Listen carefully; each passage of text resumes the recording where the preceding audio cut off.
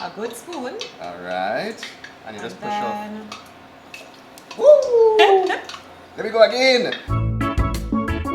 Hi guys, thanks for watching How To Foodie Nation, the show that helps us learn all about your favorite Trinbagonian cuisine. So today, we're going to do something that's really delicious. Accra. Saltfish Accra. Yeah. So let's get cooking. Kezi, saltfish Accra is just one of those snacks that I think like every time I go to the mall or go to a party or I can't pass a vendor who's selling Accra and just be like, you know, alright, that's enough. It's like doubles for me. It's a kryptonite. Yeah, it's a good for like a home line. It's one of those things that's munchy and you just keep going and going. And it's affordable. It's not that expensive, and saltfish tends to be something that really gives a lot of flavor, especially in the Caribbean, because we have it on all the islands in some dish or some format, some way or the other. And it's basically what it says, a salted fish. Salted fish, Accra. A-C-C-R-A, basically a fried morsel, very similar to a fritter, as you would say. Like hush puppies. Correct, and we did pylori some time ago also, all within the fritter category. There you go. So, we have the star ingredients, our saltfish. Pick that up for them. And this is basically boiled already. I basically boiled this like about 2 or 3 times. Yeah. And threw out the water just to remain, you know, just to get rid of some of the salt. Right. And we retain the saltfish inside there. And then we flake it up like what you're doing. And just kind of just break it up. do it in a very organic way. Just like, woo! Saltfish. Saltfish flying. You think flying all over this? It's not flying fish, it's saltfish. So exactly like that. So you just break it up like that. And that's beautiful as it is right now. You want nice little chunks inside there. So when you bite into the Accra, you get a full chunk. it's texture. Okay. Alright? As you know, it is a batter. So we need to add a little bit of flour inside there. So I need you to start to mix for me. Sure. And just want to evenly distribute the flour amidst it. Okay. Alright, so you're coating the little strands of the saltfish inside there. So there we go. Inside there. You know, they will get mad. We had to scrape it. We have to scrape the scrape bowl. We won't be from the Caribbean if we didn't scrape and clean that bowl. Because we don't waste. We don't waste anything at all. So you're getting everything, you know, integrated. Getting all little strands inside there. Now what makes the Accra like poof or rise when it's fried, it's a leavening agent. Okay. And this is the baking powder we're speaking about. So I'm going to put some inside there. So that's going to So what does that do texture-wise? You said it makes it rise, but does it make it like fluffy on the inside? Correct. So it helps the flour to cook. You get a nice spongy inside. Yeah. But at the same time also when it fries on the oil outside, you're going to get a crusty exterior. Okay. Black pepper. We need a little bit of pepper inside there, a little bit of spice. We do. We need to season it up well. And being that it has, this is salted fish, the integral ingredient, salt, we don't really need to add more salt again. You can if you want, but. So in the preparation of saltfish, we boil it, and that means that the salt comes out. But at the end of the day, remember as we did in our market segment, when you cure saltfish, you pack salt on top of it for a period of time. Right. So it always has salt inside of it embedded, so it's naturally salty. Okay. Whatever fish that you cure in salt. So you just want to remove out some of it because in its form, organic form, it's so salty, so that's why we boil it. Okay. So it still has some salt inside it. Now I am putting a little bit of cumin inside there. You mean Geera? I mean Geera. Now, might not be traditional, but I like when to play around with my spices. Yes. And I know basically curry, we use Geera inside there, and I thought that would be a nice spin on it. And we did learn that Geera is our ground cumin seeds. Correct. You take the seeds and the cumin seeds, you ground them, and you get Geera. Yeah. All right. We're going with a little bit of paprika there. For a nice smoky kind of something going on. Basically, you can make this batter however you want, whatever spices inside there. By all means, whatever seasonings, make it yours. So we did spices. Yes. We're going in with fresh ingredients. Okay. I'm going in with garlic and onion. So this is minced garlic and onion, small little pieces. Yeah. You know why? We do small pieces for the bite. Right, you don't want big, chunky pieces inside there. We want the onions to break down inside there, so a lot of flavor to be exuded from it. And at the same time, the onions themselves, they could be quite chunky. Right. And you want them to cook evenly in the batter, so small pieces. Chives. Clean out that bowl. Chives, However scallions. You say it. Throughout the islands they call it scallions, also green onions, as you would know. And this is where color starts to come in, guys. So we have that inside there. Chadon Beni. Our favorites. We use Chadon Beni like. Oh my god, I think that's like one herb. In everything. Trinidad and Tobago. Everything. You know, people actually carry this when they're traveling away to their friends and family. I mean, why not? It's so good.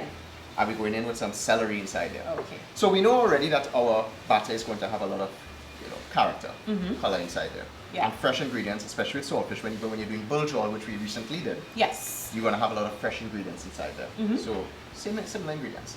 So we're going to bring the batter together, some water. Okay. A little at a time.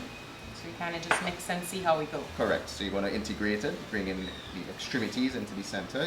Obviously, you will need a little more water there. And a little bit at a time goes well. Do this gingerly because, I mean, you could always add more water, but you can't take it out. You can't take it out. A little touch again. And bring in the batter. So bring it all to the sides. Okay. And you're looking for a batter that sort of clings onto the saltfish, to the flour. It gets pasty. A little thicker than a pancake batter works is what you're looking for here. And as you can see, we're getting there right now. Some little pieces of flour inside here just want to integrate to the extremity. Bring it around. And that's basically what it is about. At this point in time, I mean, our saltfish batter is coming to the fruit, I could see. Yeah, just a little more mixing and I think I'll have it. And what I like to do is after you finish it, we're going to let this sit for about 3 to 5 minutes. Okay. Reason being, it does have baking powder in it. I want the baking powder to activate, but to allow all those nice little flavorings and spices and fresh ingredients to just intermingle and show some love to each other. And that's where the infusion of the flavor is going to permeate into it. So that's it. So, yeah. So I mean, our ingredients had time to meld and come together, as you could see. Nice texture. Oil, about 325 degrees Fahrenheit, nice and hot. And guess it's just a matter of literally just putting on some nice little balls inside there and put them to fry. Okay. You want to go? So we dip first to help it not stick. I see that. Take a bountiful spoon. A good spoon. All right. And you just push off. Woo! There we go again. I think maybe like we put on maybe 4 or 5 inside there to fry. Okay. And the thing about this is that the more you put into the oil, it will take down the temperature of the oil. So you don't want to overcrowd it too much.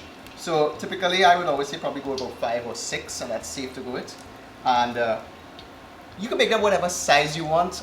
I find that, you know, when they're nice big size, obviously. I like them jumbo. Yeah, you could dip them and, you know, it feels substantial. Ooh, that's looking good. So let's take our perforated spoon now. Yes. And what you want to do is just gently move them around, tune them. Flip them. Yes, so they become buoyant because of that baking powder inside it. That is, it means it rises to the top. Right. And you want to ensure that, you know, they get even browning. I am thinking maybe about 1.5 minutes for these to cook. Okay. The more baking powder you put in it, quicker it cooks. It helps to cook the flour as mentioned earlier on. Yeah. But I think based upon these size, we're looking at about 1.5 minutes. Stretching it to maybe 2 minutes, depending on the temperature of the oil. It's already smelling good. It's smelling good. I remember I told you about the little pieces of the chives and yes. the onion and the garlic and everything similar shape inside of this little fried morsel. So everything cooks evenly. So you get a nice browning. Rolling these boys over. Looking good. Kez, you want like boiled corn here, you know? I think so, I think so. I know you like to make hush puppies, so I know you like corn fritters. But these salted fish Accras are no different.